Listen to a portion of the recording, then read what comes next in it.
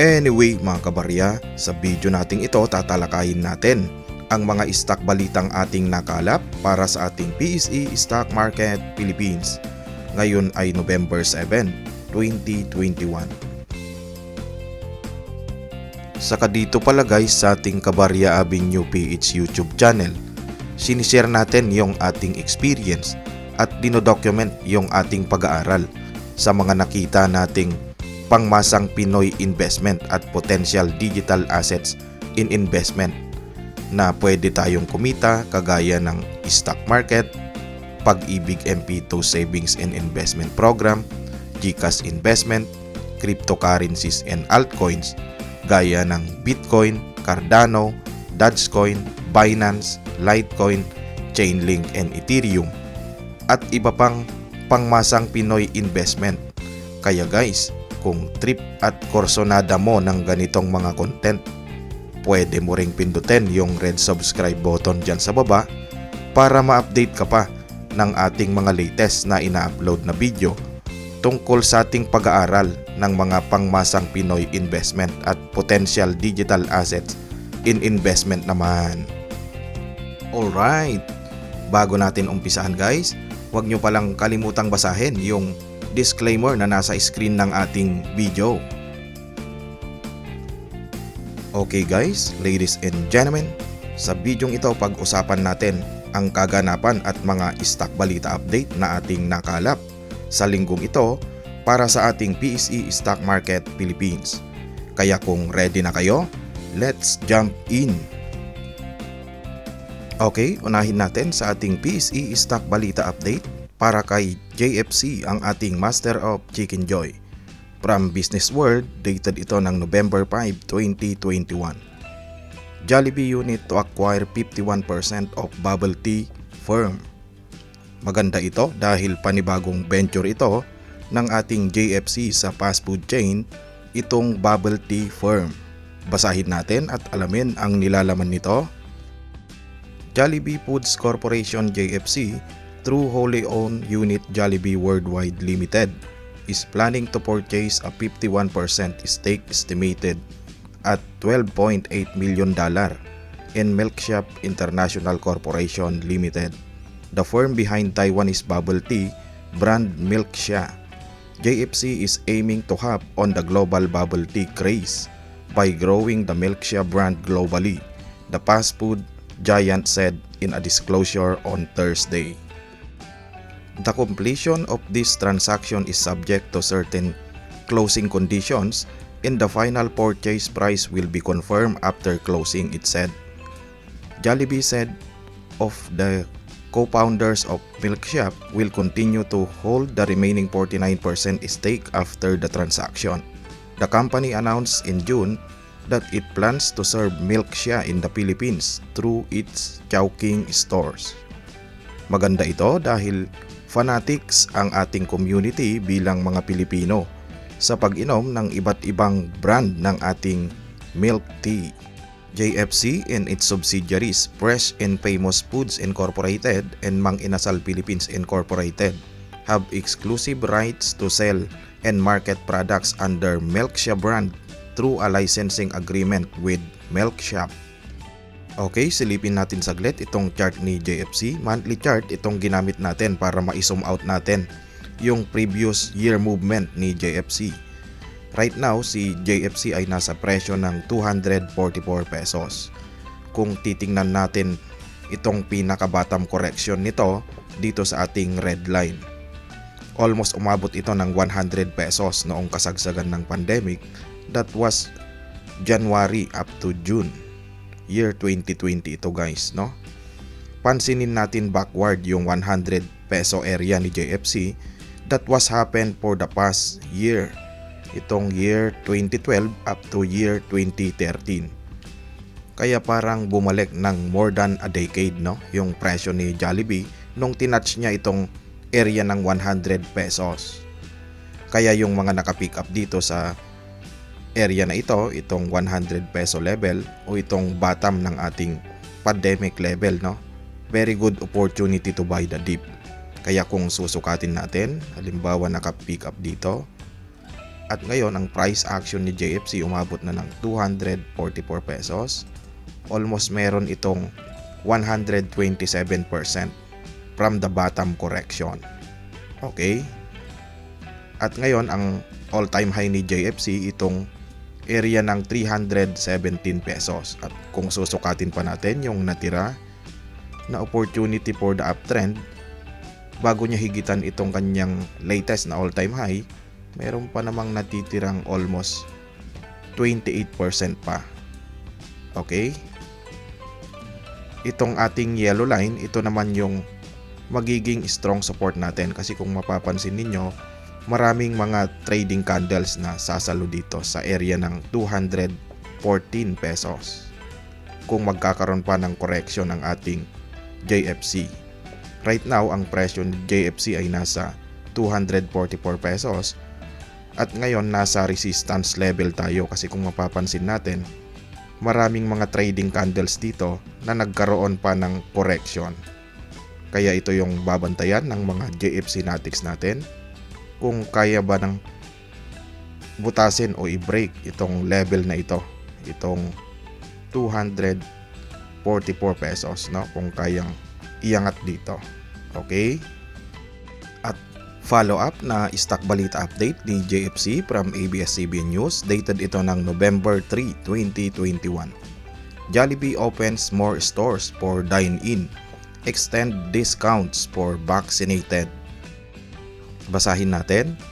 Manila Jollibee Group said it has opened more stores for dine-in services, especially in NCR and nearby provinces, and is offering a discount for customers who have been vaccinated against COVID-19. To make dine-in even more rewarding, vaccinated customers can enjoy a 10% discount on their meals from Jollibee, Chowking, Mang Inasal, Greenwich, Burger King, Panda Express, and PHO24, the company said in a statement. Vaccinated customers only need to show their vaccine card and government-issued ID to enjoy the incentive, Jollibee said. The discount is available for as much many times as they want when they dine in at participating Jollibee Group stores until November 30, 2021, the company said. At dahil lumuluwag na ang ating COVID guidelines and protocols, pwede nang mag-dine in sa mga fast food chain. Make sure lang na vaccinated para may laban kontra COVID-19. At nag-offer nga ang ating Jollibee ng 10% discount para sa mga vaccinated persons na customer nila. Ipakita lang ninyo yung vaccine card at one valid ID bilang proof of vaccination until November 30, 2021. Yung 10% discount ng ating Jollibee Foods Corporation. At isa pang follow-up na stock balita update ng ating JFC, again from Business World, dated ito ng November 3, 2021. Jollibee raises investment in Tim Ho Wan holding firm. Basahin natin. JFC plans to aggressively expand Tim Ho Wan in mainland China with a target of reaching 100 restaurants outlets within the next 4 years, it said. Tim Ho Wan has a total of 53 outlets in Asia, the majority of which franchise stores. Singapore has 12 Tim Ho Wan outlets, followed by Taiwan with 12. The Philippines has 7 branches. In Hong Kong has 6. JFC aims to build as an important part of its portfolio a significant businesses serving Chinese cuisine in different parts of the world, the company added. Jollibee currently operates 5 brands serving Chinese cuisine, namely Chowking with 608 stores across the globe, but most are located in the Philippines. Taiwanese food-inspired restaurant chain in China called Yonghe King with 373 stores, Beijing-based full-service restaurant chain Hong Suwang Yuan with 39 stores, 3 Panda Express stores in the Philippines, and 3 Tim Ho Wan stores in China.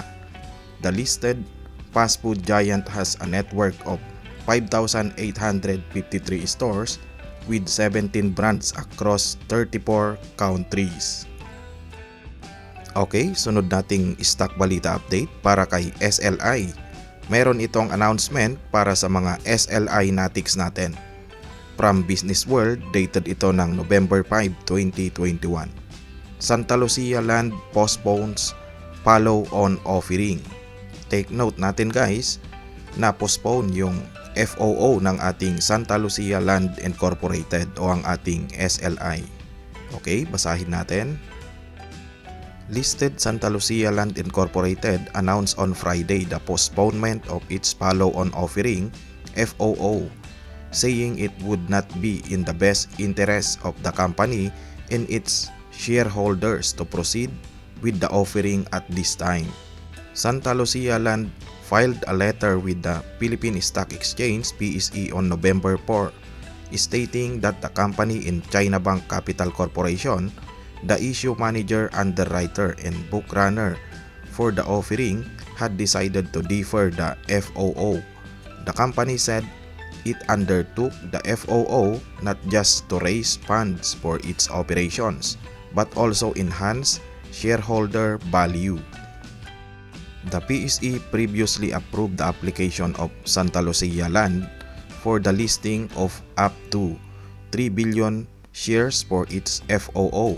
The company planned to offer 1 billion up to 2.5 billion common shares to be priced at 2 pesos and 38 centavos up to 3 pesos and 29 centavos a piece, with an over-allotment option of up to 5 million common shares. Its price setting date was set on November 5, Friday. It intended to use the proceeds from the offer of partial finance its capital expenditures for new and ongoing projects, strategic land banking activities, to pay for short-term debts, and for general corporate purposes. At hindi nabanggit kung kailan i-reset yung FOO date o yung follow-on offering date ng ating SLI Santa Lucia Land Incorporated. Kaya abangan pa natin ang next balita update nito. Okay? Sunod nating stock balita update para kay TEL. From JMA News, dated ito ng November 4. PLDT core income in January up to September rises 10% to 23.1 billion pesos. Basahin natin. Pangilinan-led PLDT Incorporated saw its telco bottom line grow in the first 9 months of year 2021, partly due to lower tax rates. In a disclosure to the Philippine Stock Exchange on Thursday, PLDT reported that its core telco income in January to September period amounted to 23.1 billion pesos, up to 10% year-on-year. With the 9-month core earning, the telco said it remains on track to reach the full year target of 30 billion pesos. Umakyat yung price action ni PLDT dahil gamit na gamit ng ating community ang telecom at internet system. At lalo pang naging in demand ito ngayong pandemya dahil marami ang nag-work from home sa mga kababayan nating Pilipino, lalo na ang mga call center agency natin. Okay? Sunod nating stock balita update para kay ASEN. From Business World, dated ito ng November 5, 2021. AC Energy profit rises 68% in third quarter. Maganda ang naging journey ng ating ASEN sa renewable energies by using solar and wind power, kaya umakyat ng 68% ang profit nito in the third quarter of this year 2021. Kaya congratulations para sa ating mga ASEN natics, ASEN holders, and ASEN investors. Okay? At follow up pa na stock balita update para kay ASEN from ABS-CBN News, dated ito ng November 3, 2021. AC Energy says begins construction of country's largest solar farm. Manila AC Energy Corporation said Wednesday it has started construction of its 283 megawatt solar farm in San Marcelino, Zambales.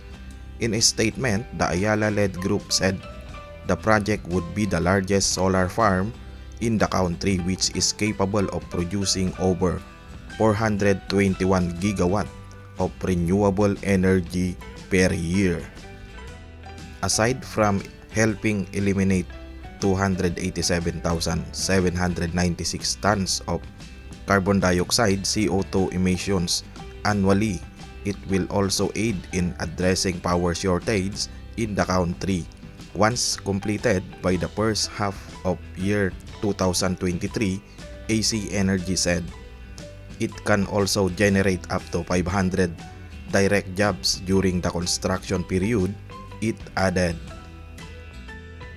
Ito yung pinakamalaking project ni ACEN sa renewable energies gamit ang solar energy sa pag-produce ng electricity, kaya malaking tulong ito sa recovery ng ating environment and ecosystem. Itong project niya sa San Marcelino, Zambales ay mayroong capacity na 283 megawatt solar farm. Matatapos ito at magiging operational by year 2023. Itong solar farm ay may kakayahang mag-produce ng 421 gigawatt hour of electricity per year at ito ay from renewable energies. Kaya malaking tulong ito para masuportahan ang kakulangan natin sa kuryente during summer season. Okay? At silipin muna natin ang data record ng ating AC Energy Corporation sa ating PSE Stock Market Philippines. Right now, ang presyo ni ACEN ay nasa 12 pesos and 26 centavos. Ang kanyang present na market capitalization nasa 468 billion pesos. At silipin din natin ang record ni ACEN sa ating mga foreign investors. Nagiging attractive yung presyo ng ating ACEN sa ating mga foreign investors kasi kung mapapansin natin, mas marami yung green day. Ibig sabihin maraming sumasalo o mga nagbubodegang mga foreign investors natin para kay ACEN. Kaya nagiging attractive yung price action nito kasi nga maganda nga naman yung kanyang fundamentals at mga project ventures. At kaya nasusustain niya at nagiging stabilize yung level ng kanyang price action sa 12 peso area. Okay? At bago tayo matapos, alamin muna natin ang ating PSE Index Stock Balita Update from ABS-CBN News. Dated ito ng November 6, 2021. The PSE Index soars to a 21-month high, its best finish amid the pandemic, as investors cheered the further easing curbs in Metro Manila. Michelle Ong reports. I-play natin at panoorin itong video news update from ABS-CBN News. I-play natin. 1, 2, 3. Philippine shares capped the first trading week of November with another pop, logging its highest close in the pandemic era or since February last year. For the week, the PSE index is also up by over 4%. Aside from the easing of restrictions in Metro Manila, investors also cheered the latest inflation data, which showed inflation easing to a 3-month low for October. Chris Mangan of AAA Equity says he expects higher valuations moving forward. The market's movement is in line with our expectations that it will continue and stair-step its way higher towards the end of the year. The economy is getting back on track, and we're seeing the most economic activity going back to the beginning of the year. BDO's Jonas Ravella says investors should pay attention to core inflation, where volatile items like food and energy are stripped off. Eventually, the expectation is that it's still within the 2 to 4%. So the last time we've seen core inflation went above 4%, that was the time when we saw rates slightly moving higher. And that was in 2018. So we're still within, for core inflation, still within the 2 to 4%. And that actually gives the central bank the space to probably still keep the accommodative policies. Global investment banker Stephen Kunyang, meanwhile, points to supply chain bottlenecks. For how long? If you tell me not to breathe for 5 seconds, it's okay. You tell me not to breathe for 5 minutes, I'm dead. All right? So if it's transitory, the question is how transitory? Are the bottlenecks in logistics and supply easing up or not? Because I don't think the problem is production. There's, like, for example, the US, there's enough bacon. But why is bacon expensive? It's because the truckers and the rails are in short supply. The problem, it's not input and output, it's delivery and logistics.